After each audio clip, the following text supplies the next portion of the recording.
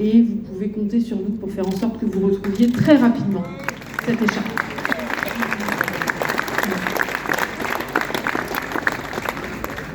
Alors, aujourd'hui, je découvre un nouveau commissariat de Seine-Saint-Denis. Je n'étais pas encore allée... Ah, voilà. Ok. La maison de la justice et du droit. La maison de la justice et du droit. Bon, c'est bien, on est dans une situation intermédiaire, parce que c'est vrai que je commence à avoir mon fil bleu des commissariats de France et de Seine-Saint-Denis. Je coche une case à chaque fois.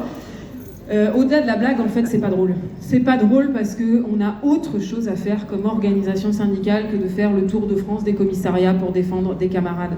C'est pas drôle parce que Kamel n'est malheureusement pas un fait isolé. C'est plus de 1000 militantes et militants de la CGT qui sont aujourd'hui poursuivis par les tribunaux et c'est des milliers d'autres qui sont poursuivis, réprimés par leurs employeurs parce que ça fait tache d'huile, ça donne le ton.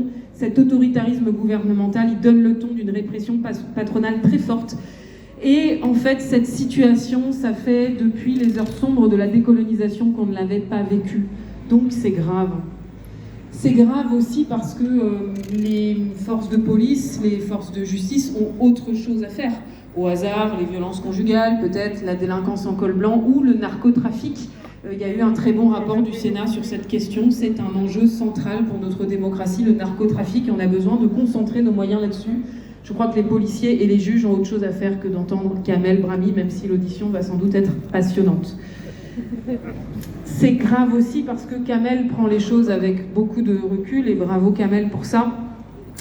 Mais il ne faut surtout pas banaliser ces poursuites et cette répression. Quand on poursuit un syndicaliste, c'est la démocratie que l'on attaque.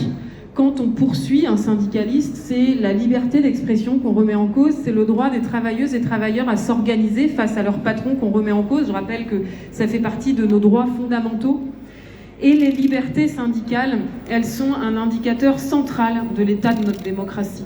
Quand on remet en cause le droit de grève ou quand on remet en cause les libertés syndicales, ça veut dire que notre démocratie est malade.